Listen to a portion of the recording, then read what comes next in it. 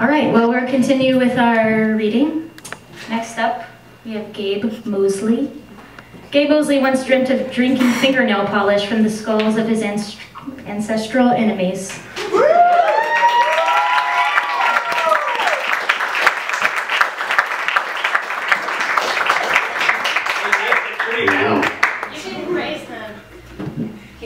Yeah, you better work on that. What are you, like, tall or something? Yeah.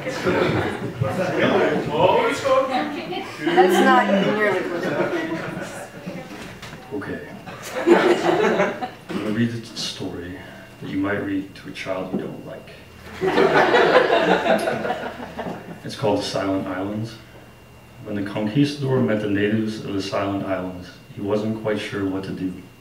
He arranged his men in rows of 10 and marched them up the shore. The locals watched his clattering soldiers without a word, not even a simple hello. Though they wore no clothes, the natives were not naked. They were covered in twisting black tattoos. "Who is your leader?" the conquistador asked, with his most affable, most saccharine smile. Not a peep, not a squeak from man, woman, or child. "No need to be shy. We came all the way from across the sea to greet and to liberate you." But the natives were as mute as mountains.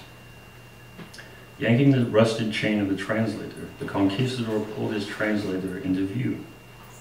"Translate it for them," he whispered, petting the translator's dented steel helmet. Despite his grotesquerie and despite the metal collar riveted around his neck, the translator got to wear a helmet too.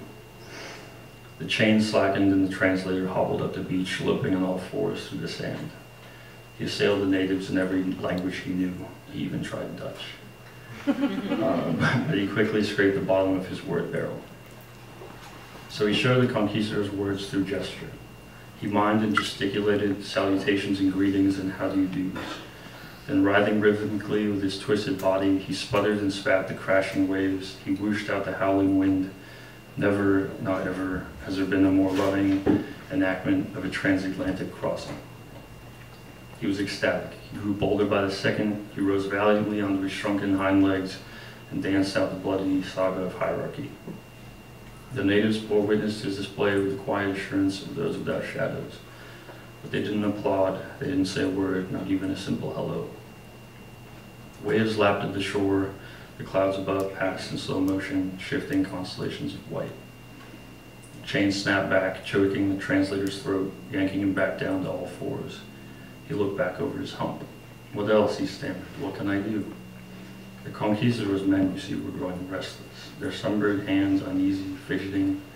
One soldier pulled off his boots and wriggled his toes in the sand. Another soldier took off his plumed helmet, sat down on the beach, and started building sandcastles right at the edge of the shore where the sand was wet.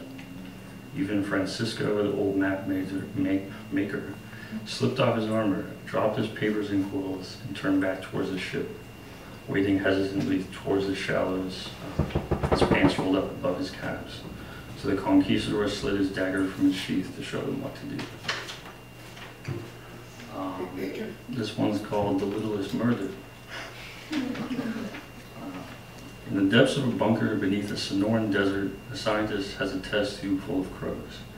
He shouts a silent victory shout and then sits back down on a neon blue exercise ball he uses to combat his declining posture.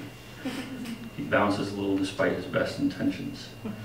The crows are like fruit flies, and they still flap their wings like crows. His heart palpitates like a rabbit in a chicken wire cage. He wonders if he should create a more natural environment for his crows, maybe a bonsai tree next to a puddle. He could shrink some koi. But crows are scavengers, opportunists. He might as well shrink some telephone poles or an abandoned factory, a tiny trash can. Maybe it'd be better to make them bigger instead of smaller. He imagines a crow the size of his house in the middle of the khaki suburbs of Phoenix.